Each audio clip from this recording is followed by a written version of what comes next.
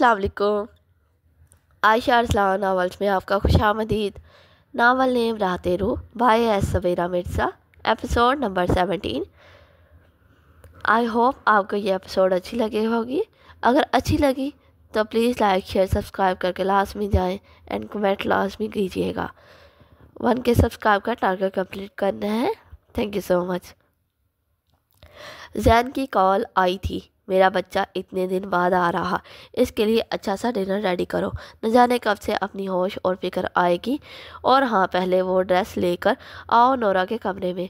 फरहीन जो माली बाबा के साथ कड़ी इनके लॉन को संवारने को देख रही थी, मुलाजमा के जाए पकड़ाने पर इसे मुखातब किए बोली। नोरा जो अभी कुछ देर सोकर उठी बालकनी में आई थी, यह खबर सुनते ही नागवारी से पलट गई। कमरे में पहुंचकर नोरा ने गहरे सांस खींचा और बेड के किनारे पर टिकी दुनिया जहाँ की थकन इसके शफाफ नकोश पर उतरी। आखिर वो क्यों आ रहा था? अगर कैदी रखना ही चाहता है तो कम अज़ कम अपनी शक्ल दिखाकर इस लड़की पर मज़ीद सितम तो ना ढहाए। वो पर कटी चिड़िया फड़फड़ा तो सकती थी मगर उड़ नहीं सकती थी। अभी इसे थोड़ी ही देर हुई थी इन सब सोचों में मनमिक हुए कि फरी दरवाजे पर हल्की सी दस्तक के संग मुस्कुराती हुई अंदर आई और अपने हाथ में पकड़ा कवर्ड फ्राक लहराकर इसकी जानब बढ़ाया। ना तो इसमें रंग है ना कीमती ज़बाइश है, ये बहुत सादा सी तुम्हारी पसंद की ड्रेस बनवाई है। कम अज़ कम इतने दिन बाद इसे अपनी नोरा बीवी लगनी चाहिए। इनकार नहीं सुनूंगी जान, अब तुम तस्लीम करो क्योंकि जैन ही तुम्हारा सब कुछ है और यह घर तुम्हारी मलकियत। फरहीन की नरम सी ख्वाहिश और मोहब्बत के आगे नोरा हरगिज़ इनकार ना कर सकी। मुनाज़क था बहुत प्यारा फ्रॉक खोला जिसके बूट शेप गले पर सफ़ेद मोतियों की लड़ी कुछ ऐसे नस्ब थी कि वो चमक रहे थे। वैसे ही तंग लंबी बाजू और फ्राक के बहुत घेरेदार दामन पर भी वैसे ही सफ़ेद मोती जड़े थे।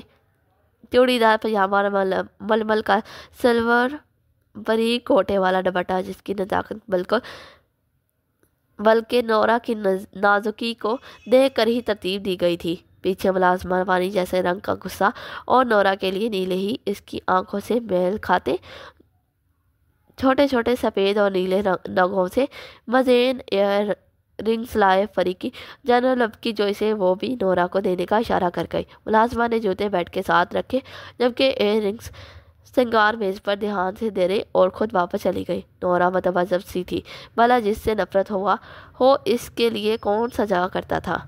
आप सब जानते हुए भी मुझे इस संग दिल के लिए तैयार होने का कह रही हैं।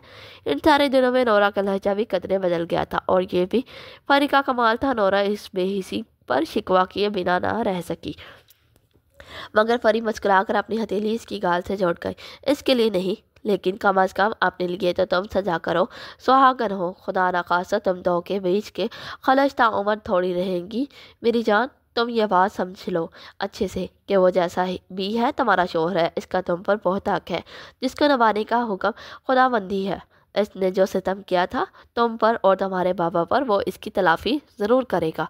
नरम मलाल और प्यारे जवाब के संग फरीन इसे समझाकर नसार ने कहा सत्ता पैर इस बोझल परी पर डाले कमरे से निकल गई मगर वो वहीं बेदिली से वो प्यारा जोड़ा रखे बैठ गई। ये सारे बेरहम झगड़े वो खुद ही हल करने के हक में ना थी क्योंकि वो जुल्म नोरा के साथ हुआ था।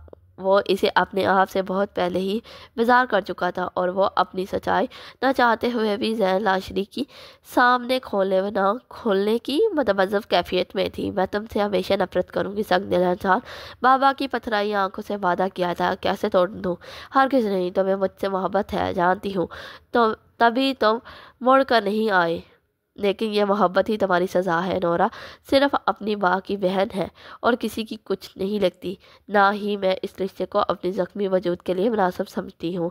करवाहट भरे दिल के संग वो अभी भी पत्थर की थी, पहाड़ की मनिंद अपने फैसले पर जमी थी मगर ऐसा मुमकिन ना था क्योंकि वो खुद भी कहीं दिल से जैन लाशरी के आने की मुंतज़िर हो चुकी थी। आखिर ऐसा क्या था नोरा का राज जो इसे दर्द में झोंक रहा था? मामा की जान हश रहा ناشتے کے بعد وہ احد کو سلانے آئی تو خود بھی سو گئی، اور جب آنکھ کھلی تو وہ اپنے پہلو میں لیٹے اکیلے کھیل کر مسکراتے احد کو دیکھتی وہ منی منی آنکھوں سے ہی مسکرا کر ہاتھ پر جھکے اس کی گال چومے لاڈ سے بولی، اور احد صاحب تو اب ٹانگیں بھی اٹھا اٹھا کر اٹھنے کی کوششوں میں حسین مسکائے۔ بابا کتنے گندے ہیں احد کے، اتنے سارے دن ہو گئے نہ کال کی نہ آئے۔ ماما اور احد بالکل نہیں بولیں گے۔ پیار یکدم اداسی بنا تھا۔ اب تو الیکشن بھی ختم ہو گئے تھے، مگر تب بھی اس نے نہ کال کی نہ خبر لی، جس پر منہا اداس تھی، یہ جانے بنا کہ وہ تو ایک گھنٹے سے حویلی پہنچا ہے اور ادا جان کے ساتھ ہی ہے۔ سراج کو اس نے وہیں پیلس رکنے کا ہی کہا تھا اور خود وہ سب کو لینے پہنچ آیا تھا۔ ادا جان سے اسے اطلاع ملی تھی کہ دونوں سو رہے ہیں، تبھی وہ ادا جان اور معظم صاحبی کے پاس تھا۔ احد کی کلکاریاں اتنی اسودہ تھی کہ منہا ساری اداسی بولے اس کا پیار موہنا چہرہ چومتی اس کے ماتھے پر جھکے پیار دیتی رہی، اور وہ منہا کے ایک ایک پیار پر پہلے سے زیادہ کھل کر مسکراتا۔ میں دیکھتا ہوں دونوں سے ملنے کو بےتاب ہوں، امید ہے دونوں کو میرا سرپرائز اچھا لگے۔ گاؤں والے لوگ عباد کی آمد کا سنتے ہی مبارکباد دینے آئے تھے، اور ان سے فارغ ہوتے ہوئے وہ جس بے قراری سے کہتا اٹھا، یہ معظم صاحب اور ادا صاحبہ دونوں کے لیے باعث سکون تھا۔ منہا احد کو ارد گرد تکیے رکھ کر سیو کرتی خود اٹھ کر شاید فریش ہونے گئی تھی، جب عباد بنا احد کے کمرے کے دروازے کا نام کما کر اندر آیا۔ گرے شرٹ پر بلیک جرسی اور بلیک جینز پہنے وہ پیارا اور جاذب لگ رہا تھا، مگر نظریں تو تب مہکی جب احد اپنی ہی دن میں اپنے ہاتھوں پیروں سے کھیلتا بصارت کا رزق بنا۔ وہ مضبوط اعصاب کا مالک بھی آنکھوں میں نمی بتلایا چلتے ہوئے اس تک پہنچا اور ایک طرف کا تکیہ ہٹائے احتیاط سے احد کو اٹھا کر اپنے سینے سے لگا گیا۔ بابا کی جان میرا احد، جلتے بلکتے سینے کو آج کامل ٹھنڈک ملی تھی۔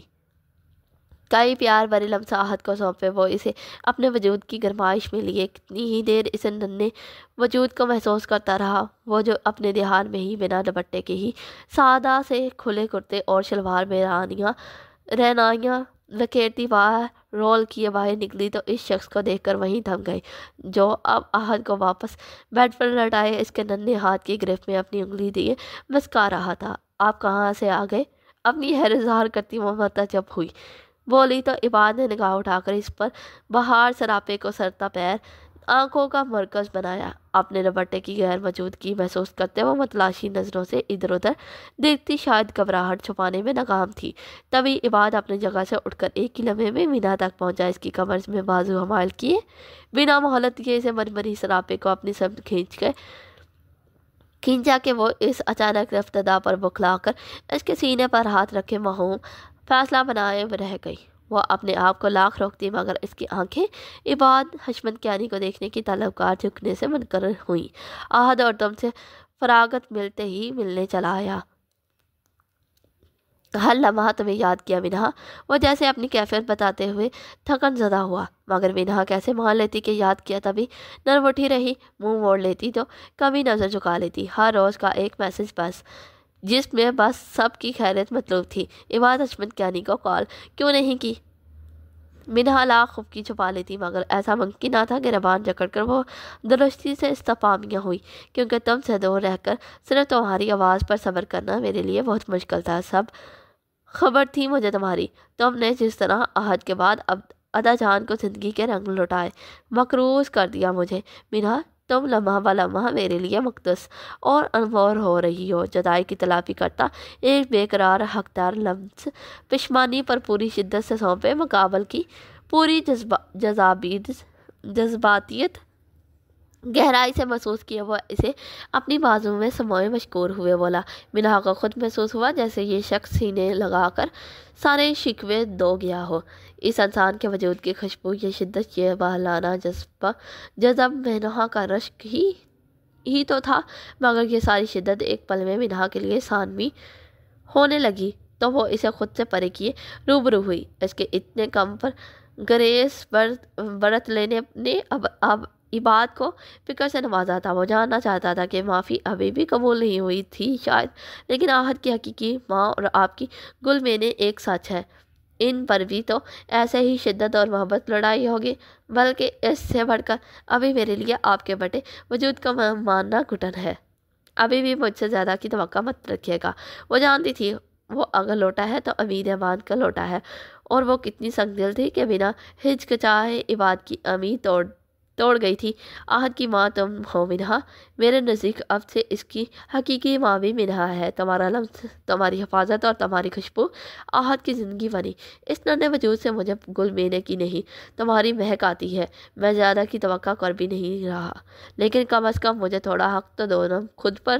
وہ اس رخ مہتاب کے ہر خدوخال پر اپنے ہونٹوں کے لفظ بکھیرنے کی خواہش میں اس کی پیشانی سے ماتھا جوڑے آنکھیں موند گیا۔ دونوں نے ایک سی سرد سانس کھینچی، اور مقصد بھی دل کا غبار کم کرنا تھا۔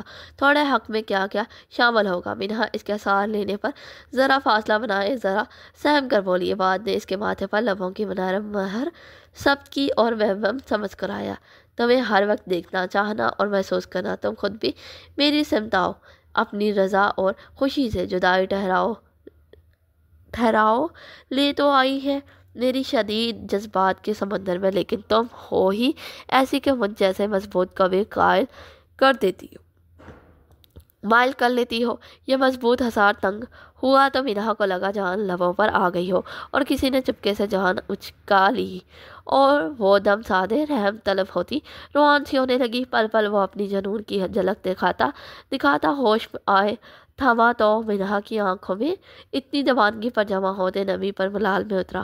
اس کا چہرہ ہاتھوں میں برے دونوں آنکھیں چومی، آنسو چن لیے۔ مجھے تم سے دور سکون نہیں ملا، پل پل تڑپ کر کاٹے جدائی کے دن یہ دن۔ میرے ساتھ چلو واپس، بس اور ہمت نہیں ہے۔ اور وہ اتنا بڑا آدمی منہا کی محبت میں کسی بے صبر بچے کی طرح اڑا تھا۔ تھکن اور ملال نے اسے پہروں بے قرار کیا تھا۔ منہا اس کے جذبات سے بخوبی واقف تھی، مگر یہ جگہ درست نہ تھی کہ وہ عباد حشمت کرانی کے جنونوں کی خضیر سہل پاتی۔ آپ کی جیت مبارک ہو آپ کو۔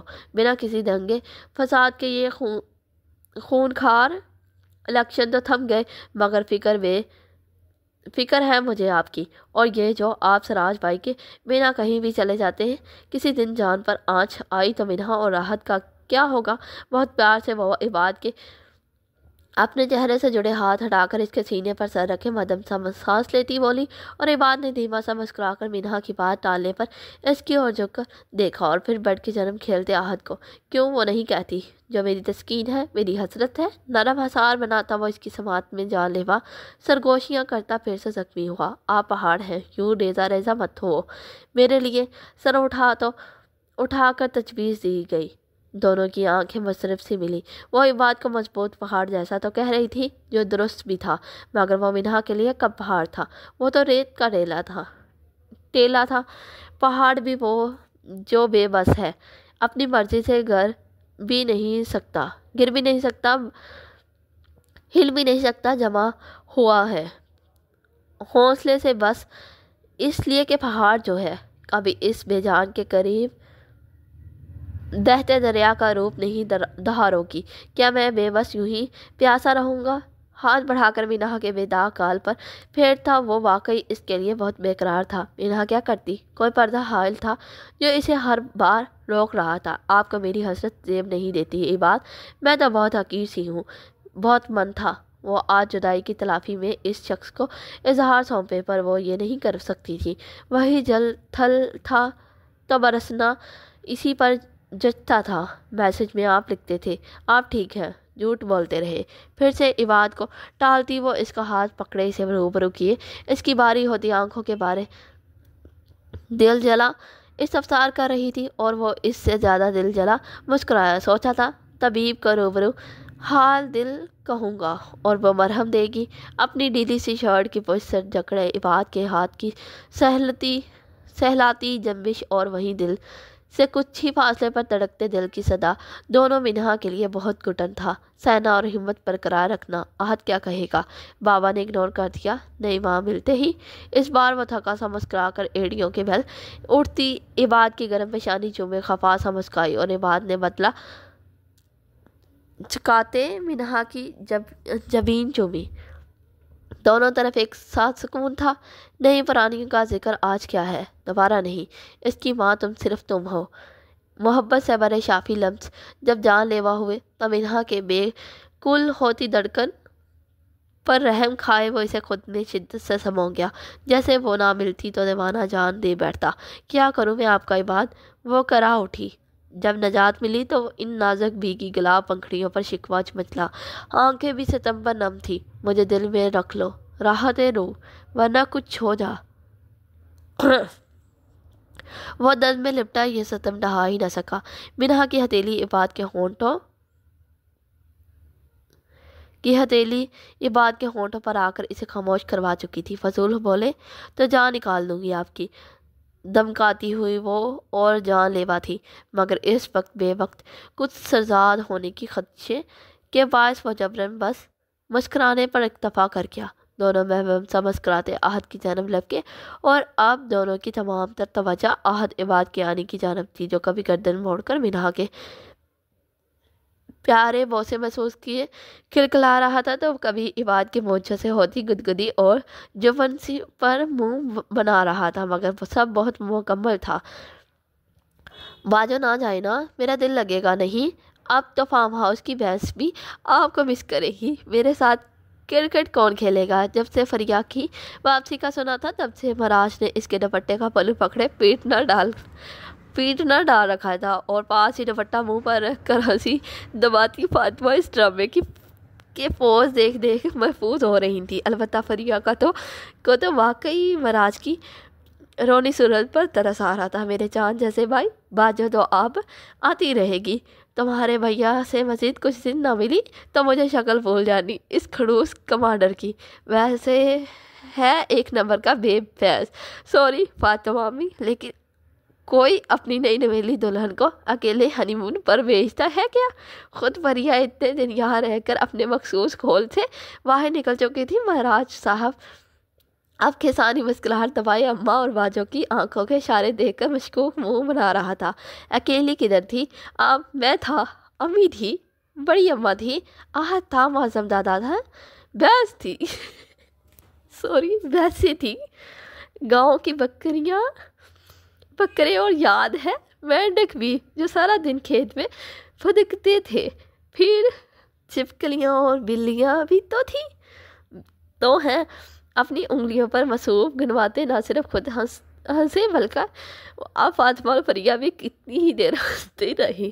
فریا نے اس کے بعد بکھرے سر پر لاڈ سے چپت لگائی۔ تم اتنے سارے دنوں میں میرے لیے بھائی سے بڑھ کر ہو گئے ہو جونیئر۔ یہاں آتے وقت مجھے لگتا تھا سراج علی کے بنا میرا تو ایک لمحہ نہ کٹے گا، مگر زندگی کے اتنے سارے رنگ دیکھ کر اب سمجھ آئے کہ سراج نے مجھے یہاں کیوں اکیلے بھیجا۔ شفقت اور نثار نظروں سے وہ مہاراج کو کہتی یکدم فاطمہ امی کی طرف دیکھنے لگی، جو اتنے سارے دن سراج علی کی خوشبو فریا سے آتی محسوس کیے ایک الگ ہی سرشاری میں تھی۔ لالا بہت چلاک اور ہوشیار ہے، مگرو لایا ہے انہوں نے آپ جیسے چڑیل کو پہلے فریا کے ہاتھ سے پیٹتا دم دبا کر ہنستا ہوا مینڈک ہی کی طرح پھدک کر باہر بھاگا، اور فریا اٹھ کر اب بیڈ پر چڑھے سیدھی فاطمہ صاحبہ کے سینے لگی، ساتھ جا لپٹی۔ تم دونوں آتے رہنا، اب میرا اور مہاراج کا تم دو کے بنا دل نہیں لگتا۔ پیار سے فریا کے بال سہلائے وہ مان سے بولی تو فریا ان کا وہی سر کے بال سہلاتا ہاتھ تھامے اٹھ بیٹھی۔ آپ کو سچ بتاؤں فاطمہ ماما، یہ اتنے سارے دن کبھی گزارنے کا سوچ بھی نہیں سکتی تھی سراج علی سے دور، مگر آپ کی محبت، آپ کی خوشبو، آپ کی ممتا اور اس گھر میں پھیلی سراج علی کے عکس کی چھاپ نے مجھے اس ستم گر کی کبھی محسوس ہی نہیں ہونے دی۔ ہم آتے رہیں گے، آپ سراج سے زیادہ میری ماما ہے۔ وہ بدل گئی تھی، اب وہ پول بھی سراج کے لہجے اور دکھائی بھی سراج کے رنگ میں رہی تھی۔ فاطمہ نے یکلت اس کی پیشانیاں سودگی سے چومی۔ مصروف تھا وہ الیکشن کے 100 جمیلے تھے، پولنگ اسٹیشن کے قیام سے لے کر آخری ووٹ کے اندراج تک۔ پھر وہ ہمہ وقت خود عباد کے ساتھ رہا ہوگا۔ جب وہ عباد کا سوچتا ہے تو اس لمحے کوئی اور اس کی سوچ کے اثار میں نہیں آ پاتا۔ تم جانتی ہو فریا، اس دوستی اور فرض کو نبھانے کے لیے وہ مجھ سے اور مہاراج سے بھی دور رہتا ہے، اس لیے تاکہ اپنی حفاظت پر آنچ نہ آنے دے۔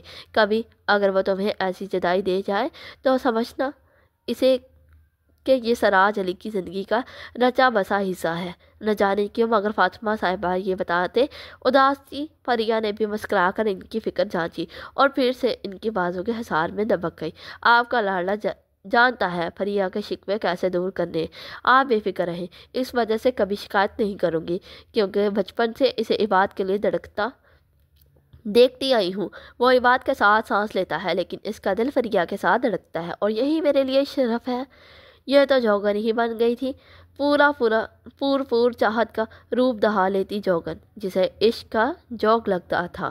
وہ ایک ٹرانس میں کہتی گئی، اور فاطمہ نے چپکے سے اپنے سراج علی کی اس دھڑکن کا صدقہ اتارا۔ وہ ابھی اور لاڈ لیتی، مگر اس کے ساتھ والے کمرے میں بجتے فون نے تو توجہ منتشر کی۔ لے، یاد آ گئی آپ کے لاڈلے کو میری۔ آفت کے اس گندہ پیشانی سے چہک کر وہ بیڈ سے اترتی باہی لپکی تو فاطمہ بھی مسکرا کر اٹھی اور باورچی خانے کی جانب بڑھی، جبکہ فریہ نے کال پر سراج علی کا نام دیکھتے ہی بےتابی سے کال پک کی۔ وہ اس وقت میٹنگ روم میں کچھ پارٹی لیڈرز کے ساتھ میٹنگ ختم کیے اب مین آفس کی جانب آ رہا تھا۔ کال لگتے ہی محترمہ نے ان سانسوں کی صدا رغبت سے سنی۔ عباد بھائی آئے ہیں وہاں، ان کے ساتھ واپس آ جانا۔ جدائی ختم ہو ہی گئی فائنلی۔ باروب اور پروقار سراپا آفس روم انٹر ہوتے ہی صوفے پر برجمان ہوئے پرسکون ہو کر اطلاع کر رہا تھا، مگر وہ بیڈ پر اوندھی لیٹی ستمگر کو ستانے کے موڈ میں تھی۔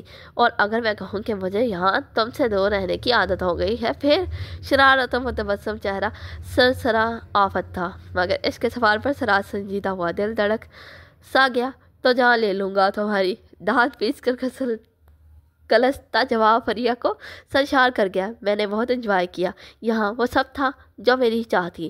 فریہ مزید ستم ڈھانے پر اتری، مگر سراج علی اس بار برہم تھا، لیکن میں تو کہیں نہیں تھا۔ سپاٹ سا جملہ، چالے وہ سراسر جل بن کر بولا، اور سراج علی یوں نہایت پیارا لگا۔ تم تھے نا ہر جگہ، اس فضا میں جس کو سانس کے ذریعے اندر اتارتی تھی۔ تمہارے کمرے کے نرم بستر کی تہہ میں اتری خوشبو تمہاری ہی تو تھی، جس پر لپٹتے ہی سکون کی نیند آنے لگتی۔ پھر اس گھر کے در و دیوار سراج علی کا ورد کرتے تھے۔ اس پورے گاؤں میں تمہارا عکس جا بجا بکھرا ہے، تم کہیں نہیں تھے، مگر مجھے تمہارے پھر بھی ہر طرف ہونے سے محبت ہو گئی ہے۔ سیدھی کروٹ پر لیٹے وہ بنا رکے کہتی گئی۔ سراج علی کی آنکھیں باری سی ہو کر جھک گئی، دل میں ایک کھچاؤ آیا۔ کیا یہی نہیں تھی اس کی چاہت کہ اس کی فریہ اس کے ہونے نہ ہونے پر فدا ہو جائے، اس کے لیے اس کی محبت کے روپ میں ڈل جائے؟ آج پہلی بار سراج علی کو محسوس ہوا اس کی محبت کے آگے یہ لڑکی سبقت لے گئی۔ وہ کچھ بول نہ پایا، خدشہ تھا کہ اگر بولا تو آواز برا جائے گی۔ Sorry Siraj Ali, I miss you so much. مقابل کی چپ پر وہ خود روان سی ہوئی، وہ پھر بھی کچھ نہ کہہ سکا۔ کیا ہوا ہے؟ بول نہیں رہے؟ اس بار وہ تڑپ کر اٹھ بیٹھی۔ سراج نے گہری سانس بھرے جذبات دبائے۔ آ جاؤ میرے پاس، وہ بس یہی کہہ سکا۔ کال بند ہو چکی تھی۔ فریہ نے منہ پھلائے فون کی جانب دیکھا تو کٹی کال پر منہ بسور گئی، مگر دوسری سمت وہ سراج علی بہت تکلیف میں تھا۔ اس کی آنکھوں میں پھیلی نمی کسی قیامت کا سائرن تھی۔ دوسری طرف گھر جانے سے پہلے زین ایک ملاقات کرنے حارث کے پاس خود آیا تھا۔ 3 ہفتوں کی قید نے حارث کے چہرے پر پھیلی شیب بے ڈنگی اور بڑھا چھوڑی۔ اس کے بال بھی بے ترتیب ہو چکے تھے، مگر وہ صورت سے اور آنکھوں سے بہت تر و تازہ لگ رہا تھا۔ کیسے ہو؟ ذہن کا سرسری سا سوال سن کر حارث بھی چلتا ہوا سلاخیں جکڑے قریب آیا۔ خوش ہوں، جرم اور گناہ کیے جائے تو سزا پر راضی ہونا چاہیے۔ راضی ہوں، لہٰذا سزا عام سی ہے۔ وہ اتنے دن کی تنہائی سے گہری باتیں بھی سیکھ گیا تھا۔ تمہارے لیے ایک ٹاسک ہے۔ پاکٹوں کی جیب میں ہاتھ گھسائے زین نے اگلا جملہ اچھالا۔ حارث کے چہرے پر احتجاج اترا۔ میرے لیے؟ حارث کو جھٹکا لگا۔ وہ اسے حیرت سے تک رہا تھا جب زین کے اشارے پر شہراز نے جیل کا لاک کھولا اور وہ خود اندر داخل ہوا۔ اگر تم اس ٹاسک میں کامیاب ہو گئے تو باقی کی زندگی آزاد رہ سکو گے، لیکن اگر کامیاب نہ ہوئے تو تمہاری سزا یہی جیل ہوگی۔ پرندے کو زندگی نہ صحیح زندگی کا گماں بھی محسوس ہو تو وہ پھڑپڑاتا ہے۔ میں تمہیں اڑنے کے لیے پورا آسمان دوں گا۔ زین کا مضبوط ہاتھ حارث کے کندھے پر تھا، اور پھر ان دو کے بیچ نہ جانے کیا بات ہوئی کہ کچھ دیر بعد حارث کے آنے کے چہرے پر تکلیف کے آثار اترے۔ آپ نے جو کہا اس کا ثبوت ہے آپ کے پاس؟ یوں لگا حارث کی آواز قبر سے نکلی ہو۔ زین نے بھی اس بار رنجیدہ ہوئے حارث کا شانہ دھپکا۔ ثبوت ہے، لیکن میں دکھاؤں گا نہیں، بلکہ اس ٹاسک میں تم پر خود سب اشکار ہوگا۔ کیا تم تیار ہو؟ زین کی پر اعتماد تسلی اور ہمت بندتی کوشش رنگ تو لائی مگر بہت کم. یہ بہت بڑا الزام ہے سر. ایسا نہیں ہو سکتا. حارث کی آواز کانپی اور آنکھیں لہو لہان ہوئی. یہ ٹاسک تمہارے بس کا نہیں یعنی رہنے دو. ذہن مایوس کرتا پلٹا ہی تھا کہ حارث کی آواز پر وہ کسانی ہنسی دبائے سنجیدہ ہوئے مڑا تھا. تو آخر دنیا اور زمانے کے ساتھ چلتا چلاک تھانے دار میں تیار ہوں. حارث نے مشکل اپنی آواز باریک کی. ذہن اس بار دل سے مسکرایا. سوچ لو 2-3 دن بعد میں پچھتانا مت. زومانی سا جملہ اچھالے وہ جیل سے باہر نکل گیا جبکہ حارث کے چہرے پر تکلیف سے رگیں ابھر آئیں. ذہن کو آخری پیشی سے پہلے اب فاضل گوجا کا معاملہ بھی حل کرنا تھا. تبھی یہ اہم فریضہ اس نے حارث کینی کو سونپ دیا تھا اور خود فاضل گوجا کی خواہش لیے گھر روانہ ہو گیا. تم مجھے بار بار یہاں بلوا کر ثابت کیا کرنا چاہتے ہو؟ آخر نجیہ جیسی بے لگام گوڑی کو قابو کرنا سرور حسین خوب جانتا تھا. انہی تصویروں سے بلیک میل کیا وہ اسے 3 ہفتوں کی خاموش کے بعد اپنے فارم ہاؤس تو آنے پر مجبور کر گیا تھا. مگر نجیہ آج بیگ میں گن ساتھ لائی تھی. بپری بلا بنی وہ لانگ ایریا آتے ہی دہاڑی. مگر جب نظر سامنے بیٹھے چند لوگوں نکاح خواہ پر پڑی اس کا رنگ گویا اور لٹھے کی مانند سفید پڑا. نجیہ کی گنگ زبان دیکھ کر سرور جو اس وقت کلف لگے کھڑکتے سفید سوٹ میں تھا کسیانی ہنستا کھڑ کر روبرو ہوا. یہ سب کیا ہے؟ نجیہ کا تو خون کھول چکا تھا. ڈارلنگ کب تک تم مجھے ذرا پر ترساؤ گی؟ اب ہمیں دنیا داری کو یہ نکاح نامہ سائن کر لینا چاہیے اور انکار نہ سنو ورنہ عاشق سے بلیک میلر بنتے دیر کہاں لگے گی. مجھے قریب آ کر رکتی ملازمہ کے ہاتھ میں پکڑے تھال سے سرخ چنری اڑا کر پتھرائی نجیہ پر کروائے وہ اگلے ہی پل اس کا ہاتھ لیتا. ان سب کی جنم بڑھا نکاح ہونے تک نجیہ کی ہر حص مفلوج رہی. دل ہی دل میں وہ اس سرور کی موت کی منصوبہ بندی کر رہی تھی. منا لے خوشی بیوہ ہونے میں حقیقی راحت ملے گی مجھے. وہ نکاح کے بعد اپنے جیسے 2 نمبر یاروں سے گلے ملتا تب ٹھٹکا جب خود پر نجیہ کیانی کی روح فنا کرتی نظر پڑی. سب کو رخصت کرتے جب وہ واپس آیا تو وہ سر پر لی چنری پیروں تلے روند کر اپنا بیگ اٹھاتی. اس سے پہلے جاتی سرور کی چٹنی گرفت نے نجیہ کی نازک کمر پکڑی اور اس شدت سے کہ وہ تکلیف سے کرا اٹھی. ایک خمار اور فتح مندی لیے وہ نجیہ کیانی کے چہرے پر نظریں جمائے تھا اور وہ بمشکل خود پر جبر کی مزاحمت کر رہی تھی. اب تو حقدار والا عاشق ہوں جانم. اب کیسا فرار؟ بہت پھدک رہی تھی آپ نجیہ صاحبہ لیکن بھول گئی تھی کہ تمہاری ہر دکھتی رگ میرے قبضے میں ہے. نجیہ کا سپاٹ حقارت سے اٹا چہرہ نہار تھا. وہ ایک سرور سے استہزائیہ ہوئے چمکارا مگر نجیہ کا بس نہ چل رہا تھا. خود کو چھوتے اس شخص کے ہاتھ کاٹ دیتی. کیا چاہتے ہو تم مجھ سے اب؟ ذرا دب کر وہ ایک کرب سے پوچھ رہی تھی اور سرور کے چہرے پر جیت کا خمار پل پل بڑھ رہا تھا. اپنا سب کچھ میرے حوالے کرو گی تم تاکہ الیکشن ہار جانے سے جتنا لگایا پیسہ ڈوبا ہے سب واپس ملے مجھے. بزنس الگ خسارے میں ہے اور سب سے اہم کام یہ ہے کہ تمہیں حارث کے ذریعے فاضل کو مروانا ہوگا. ابھی تک یقیناً وہ کچھ نہیں بولا مگر 2 دن بعد کچھ بھی ہو سکتا ہے. حارث کو تمہیں قائل کرنا ہوگا ورنہ میرے ساتھ ساتھ تم بھی برباد ہو جاؤ گی. سرور کی یہ مانگ سن کر نجیہ کو صدمہ لگ چکا تھا. پوری قوت سے اپنی بازو اس شخص کی گرفت سے جھٹک کر دکا دیے پھنکاری. حارث کئی جرائم کا مرتکب ضرور ہوا ہے مگر قاتل نہیں ہے. جو تم نے یہ بکواس مانگ کرنے کی ہمت بھی کی اس سب کھیل میں اگر تم نے میری اولاد کو شامل کرنے کا سوچا بھی تو جان لے لوں گی. زندگی میں پہلی بار وہ عورت تڑپ اٹھی تھی مگر سرور ایک عیاش موقع پرست طلبی صرف اپنا کام نکلوانے کے چکر میں تھا. لیکن اگر اسے یہ پتہ چلا کہ اس کی ماں بن بیاہی ایک بار پھر ماں بن گئی تو نہ جانے وہ کتنے اور قتل کر دے. تمہارے پاس تو نکاح کا کوئی ثبوت بھی نہیں ہوگا نا اور آج ہماری سواگرات کا نہ کوئی نتیجہ تو نکلے گا. اپنی کمینگی پر اترتا وہ یہ سب کہے نجیہ کی جان نکال چکا تھا. وہ عورت اپنے ہی کیے میں بری طرح دس کر اب بے یار و مددگار تھی۔ خبیث کمینے، لعنت ہو تجھ پر۔ نجیہ نے میز پر درا گلاس ڈیکوریشن پیس اچھال کر مارا، مگر وہ صرف سرور کے ماتھے کو ہلکا سا زخمی کر پایا اور گر کر فرش پر ٹکڑے ہوا، اور اگلے ہی لمحے وہ اس کو لپک کر جگڑتا صوفے پر دھکا دیتے کتے کی طرح نتنے پھلائے پھنکارتا اس سہمی نجیہ تک پہنچا، اس پر جھکا اور اس کا جبڑا اپنی چٹنی مٹھی میں جکڑا۔ وہ تو نکاح پر بھی قتل کر سکتا ہے، لہٰذا اسے جیسے بھی مجبور کر، یہ تیرا سر درد ہے۔ مجھے فاضل کوجا کی موت چاہیے، بھلے اس کے لیے تو خود قاتل بن یا اپنی اولاد کو بنا۔ میں کسی کو اپنا مستقبل اپنی آن بان تباہ کرنے میں نہیں دوں گا۔ اپنا حتم فیصلہ دہاڑ کر سنائے وہ نجیہ کیانی کے خوبصورت لباس کے آستین جانور کی طرح چاک کرتا اگلا حملہ اس چیختی چلاتی نجیہ کے گریبان پر کیے ساتھ ہی اس کا گلا دبوچ چکا تھا۔ نجیہ کو لگا جیسے اس کی حلق پہ سانس اٹکی ہو۔ اب سہاگ رات نہ سہی، سہاگ دن ہی سہی۔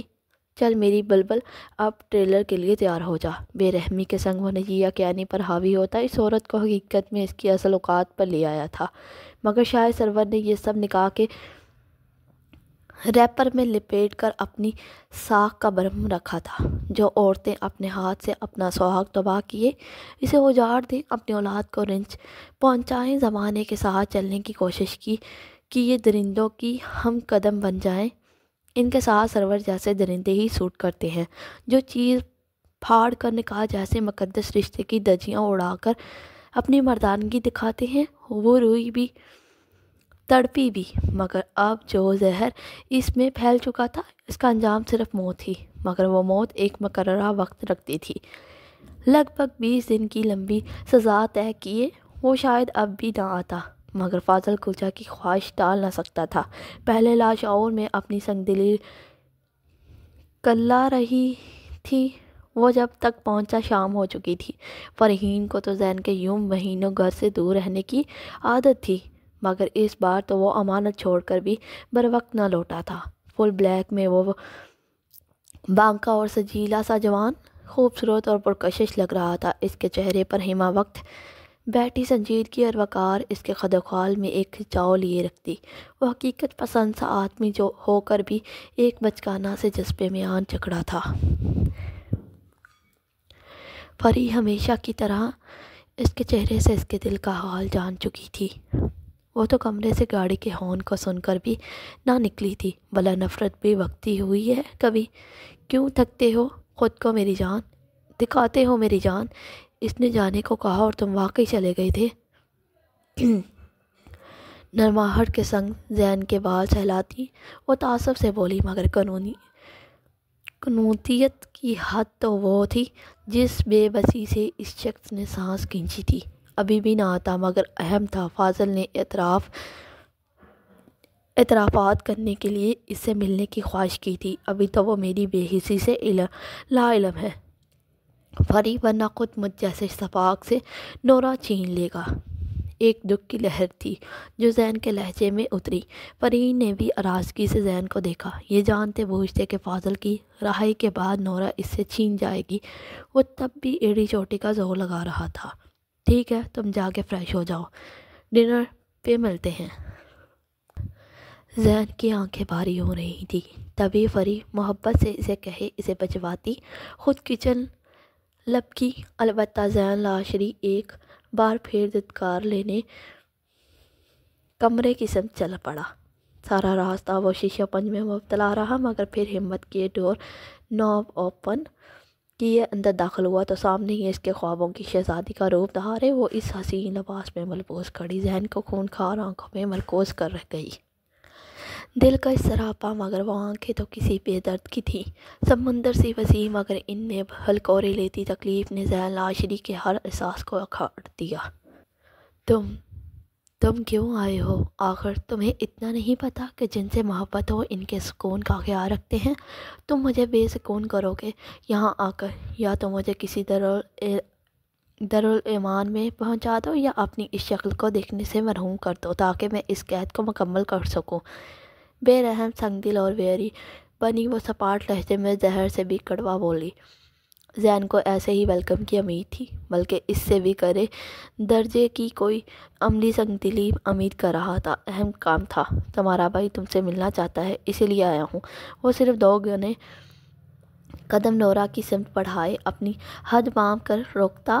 وہ پتھر لہجے میں کہتا، اپنی درد میں گم ہوتی آنکھوں سے بہت کچھ باور کروا گیا تھا۔ نورا کے دل کو دھکا سا لگا۔ وہ نیلی آنکھیں جو کچھ دیر قبل نفرت سے پر تھی، اب خسارے سے بری لگی، جیسے کسی بھی بل جھلک جائیں گی۔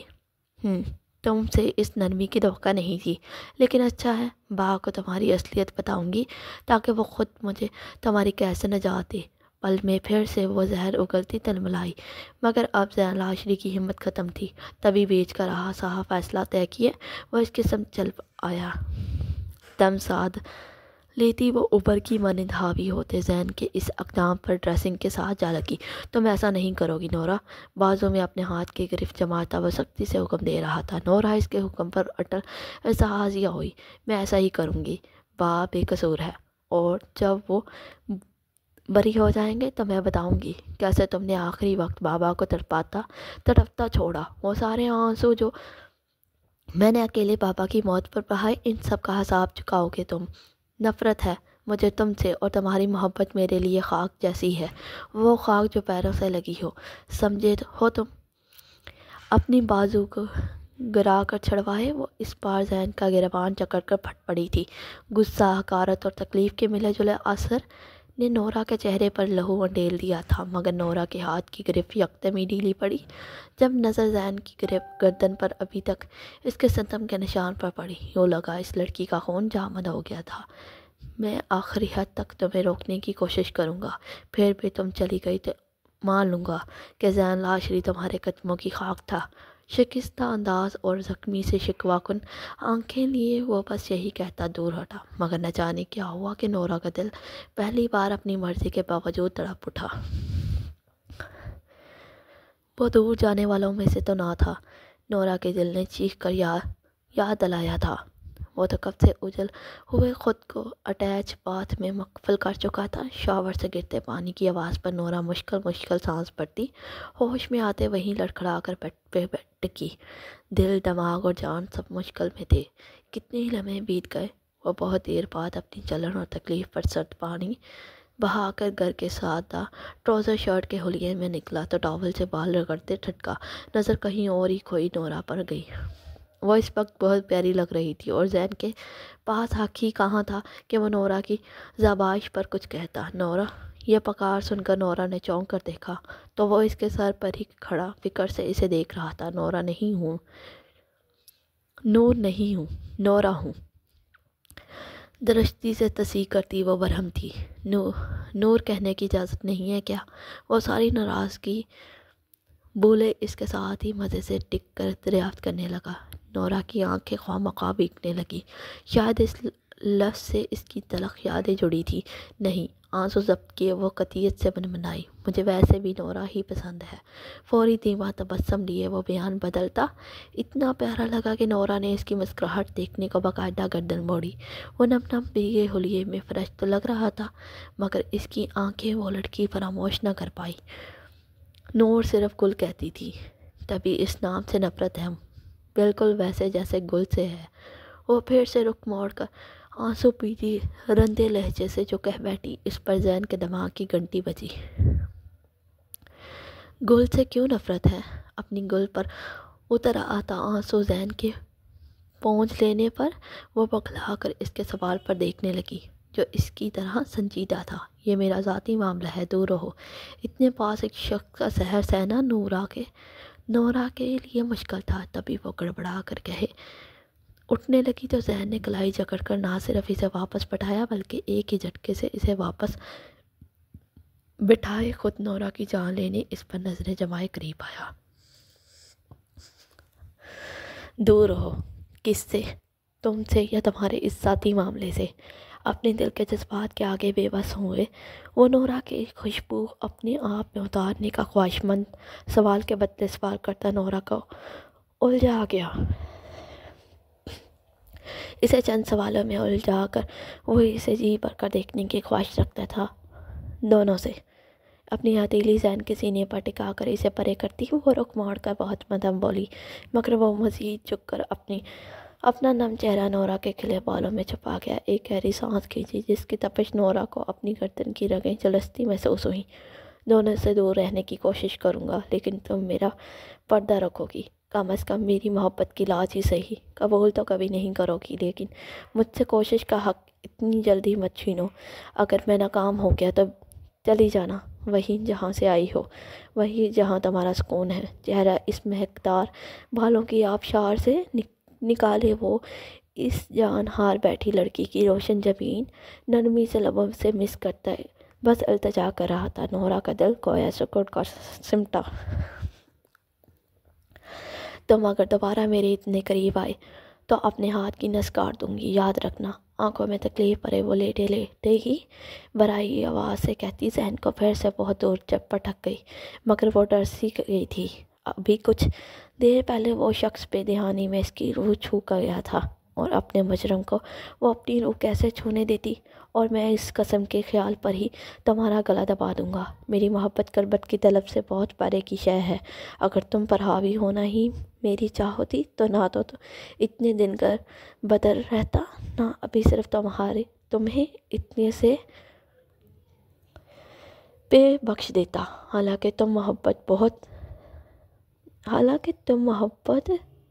حالانکہ تم مجھے بہت ستا چکی ہو جس کا رتی برابر احساس نہیں تمہیں۔ سلگتے الفاظ کے سنگ وہ خفگی اور برہمی سے کہتا نہ صرف اٹھا بلکہ لمحے لمحے ڈگ پڑتا کمرے کا دروازہ پٹک کر باہر نکل گیا۔ نورا نے اپنی آنکھیں سختی سے میچ لیں۔ ایک انکہا سا درد اس کملی کے چہرے پر برجمان ہوتا چلا گیا۔ آنکھیں سرخ اور چہرے پر آنسوؤں کے مٹے مٹے نشان لیا۔ وہ کب سے اپنا چہرہ رگڑتی ہچکیوں سے رو رہی تھی۔ کراہتے ہوئے گردن سے شرٹ سرکائی تو اس کی گردن پر بنے زخم اور رستے خون نے اس کی آنکھوں میں دھندلاہٹ بھری۔ وہ گھر تو آ گئی تھی مگر تب سے کمرے میں بند تھی۔ سب کی واپسی کے باوجود، عائشہ کے بارہا بلانے کے باوجود وہ اپنے ماتم میں غرق رہی۔ میں قسم کھاتی ہوں تجھے ایسی موت دوں گی کہ دنیا کانپ اٹھے گی۔ مجھے اب اپنی پرواہ بھی نہیں۔ اپنی تکلیف پر وہ جتنا رو سکتی تھی رو چکی تھی۔ ڈریس بدلے فریش ہو کر باہر آئے وہ چہرے کی سرخیاں چھپانے کو شام کے اس پل میک اپ سے چھپانے میں مگن تھی۔ اپنی کرچیاں ان مصنوعی سہاروں میں دفن کرتی وہ بیگ لیتی کمرے سے باہر نکلی۔ مین لاؤنج ایریا میں ادا جان معظم صاحب اور عباد کے بولنے کی آواز کو یکسر نظر انداز کرتی وہ باہر نکلی، مگر راستے میں فریہ سے ہوتا ٹکراؤ نجیہ کو روکنے پر مجبور کر گیا۔ پورا پیلس چھان مارا تھا مگر سراج کا کوئی اتا پتہ نہ تھا۔ تبھی فریہ اب اس کے روم ہی کی طرف جا رہی تھی جب نجیہ سے سامنا ہوا۔ آ گئی تم، ماں کی زندگی، سکون اور تربیت سب حرام کر کے۔ نجیہ کا طنز اس وقت پریشان فریہ کے سینے میں ضبط ہوا تھا۔ تبھی وہ روان سی ہوئی، اس سپاک ماں کو دیکھنے لگی جہاں صرف نفرت تھی۔ میں فی الحال بات نہیں کر سکتی، فریہ کترا کر اس سے پہلے نکلتی نجیہ نے اس کی بازو پکڑ کر قوت سے دھکیلے روبرو کیا۔ اس بار فریہ سہم سی گئی۔ کتنا مان تھا مجھے تم پر فریہ، کیا کیا نہیں کیا میں نے تمہارے لیے، اور تم نے سب کے سامنے اپنی ماں کو دو کوڑی کا کر دیا۔ یہ مت بھولنا کہ میں کسی کو بخشوں گی، سب کا حساب ہوگا، تمہارے اس سراج علی کا بھی۔ بہت غرور ہے نا تمہیں سراج علی پر، اس کے بل بوتے پر تم نے اپنی ماں کو نیچا دکھایا۔ تم تو خون ہو سو بخش دیا، لیکن وہ سہے گا، ہر چیز سہے گا۔ نجیہ کی بھیانک باتیں فریہ کو رلا گئی۔ وہ تو پہلے ہی سراج کے کہیں نہ ملنے پر تڑپ اٹھی تھی۔ نہیں ماما، اسے کچھ نہیں کہنا، مر جاؤں گی، بولے نا، اسے کچھ تو کیا تو نہیں۔ روتی تڑپتی وہ نجیہ سے رحم طلب کرتی سسکی، مگر نجیہ نے ایک ہی جھٹکے سے فریہ کو دھکا دیا اور خود باہر نکل گئی۔ گرنے کے بعد فریہ کے ماتھے پر بری طرح فرش لگا تھا اور کوئی نکیلی چیز بھی جس سے خون بہنے لگا، مگر وہ تکلیف کے باوجود لڑکھڑا کر اٹھی اور اندر بھاگی۔ اسے یوں آتا دیکھ کر معظم صاحب، عباد اور ادا جان بھی گھبرا گئے۔ البتہ منہا جو آہت کو سلا کر آئی تھی لپک کر فریہ تک پہنچی جس کا ماتھا لہو لہان تھا۔ سراج علی وہ کہیں نہیں ہے، ماما نے کچھ کیا ہے اس کے ساتھ۔ عباد، میرے سراج کو لا دو، میں مر جاؤں گی۔ عباد کا لہو تو یہ سن کر ہی کھول چکا تھا۔ فوری اٹھ کر فریہ تک آئے، وہ اس کو پکڑے آرام سے صوفے پر بیٹھائے، خود بھی بیٹھا۔